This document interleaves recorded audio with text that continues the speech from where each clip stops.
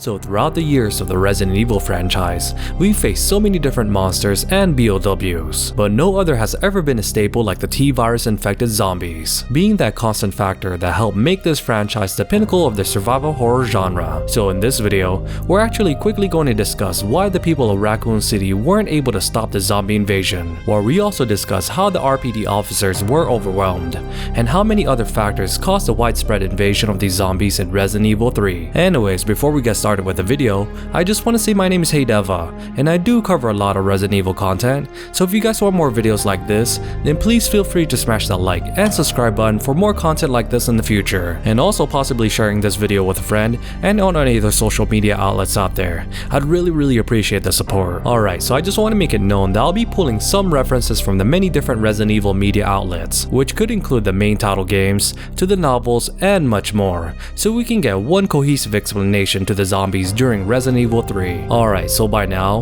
we know that the zombie infestation and outbreak started at the Arklay Mountains during the events of RE0 and RE1, but those particular events should have been an isolated incident. Instead, the widespread infection of the T-virus made its way to Raccoon City, with many citizens quickly decimated, and the lack of awareness against the new zombies made it an easy process for it to spread, because most of the public weren't aware of the situation, with some examples noted from Resident Evil Outbreak, and how people were just going about their normal routine. Then suddenly, an infected person comes in the bar.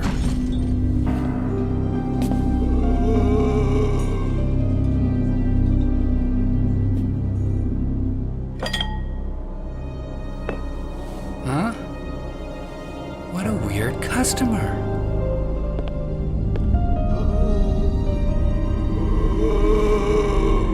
What are you doing?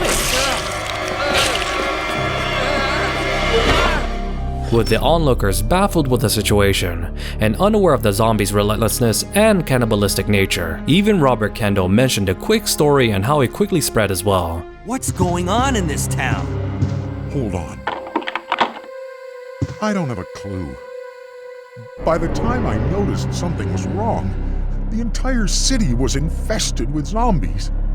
So now, we know that a lot of the Raccoon City citizens weren't aware at first of the zombie situation, but once realizing, widespread panic ensued, with the countless people starting to make their way out of the city. But unbeknownst to them, all of the exit points were either already closed off or barricaded by the RPD's police force, due to Chief Irons' orders. He even had the communication lines to the outside world cut off, to cause more confusion among his staff, and subsequently causing more mayhem among the public, especially with the lack of an organized authority to take the lead, and at the same time Umbrella doing its best to cover up the incident. Also, it didn't help that the perimeter of Raccoon City was surrounded by US military, making it almost impossible to save yourself from the zombie outbreak. Also, during the widespread panic, many citizens were on the run in the streets, but this would also cause more confusion among the police force, because the zombies and citizens almost blended together through the mass hysteria, making it difficult to target the undead without the possibility of hurting regular people. And actually, a scene from the movie 28 Weeks Later comes to mind, where they had the many rage-infected people chasing the uninfected, but the military pretty much had no chance of containing the situation due to the widespread panic and confusion between the two sides. So in Raccoon City's case,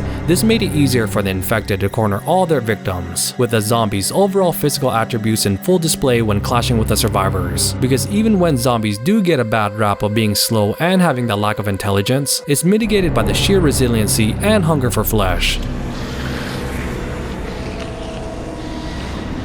Because even with the shrinking of their brain and the obvious necrosis of their body, they still seem to retain their overall strength and doesn't suffer from being tired even after their constant movements. Also, these zombies doesn't truly suffer from pain as well, which could be an added benefit of continuing to pursue their target, even when they're constantly shot at, with some great examples shown in the classic Resident Evil 2, and how Leon questioned why his handgun shots weren't working. What's up with that guy? That was a clean hit. Or to the way that many RPD officers tried to hold off the crowd of zombies, and it still wasn't enough to eliminate them. Anyways, with this scene, this actually correlates with the aspect of how the police officers weren't ready to handle a situation like this, because even Brad Vickers, one of the former STARS members, mentioned this. Brad, hang in there. Why isn't someone doing something about this? I didn't know you were still alive, Jill. The police aren't trained for this kind of situation. What could they do? So with the mounting factors of the zombie outbreak caused by the lack of training of any personnel to handle a situation like this, to the unawareness of the public of the ensuing T-virus spread, and Raccoon City being quarantined made it truly possible for the undead to take over so fast. Also on a quick note, I feel as though the zombies from Resident Evil 2 Remake did an amazing job of portraying their viciousness and relentlessness, with the way they're able to endure so much bullets, to the way as we the characters can feel the weight of these monsters when they gang up on us.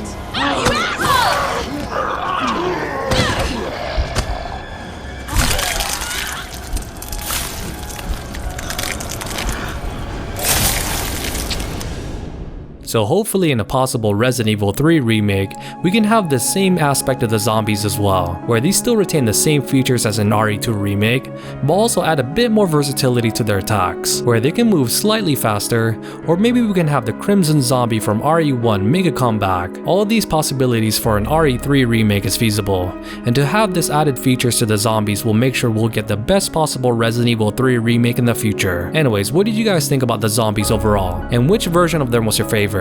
Please let me know and why on the comment section down below. Also, if you guys enjoyed the content, then please feel free to hit that notification bell icon for more Resident Evil content in the future. Anyways, thank you guys so much, and as always, you guys have a great rest of your day, and this is DeVuH signing out.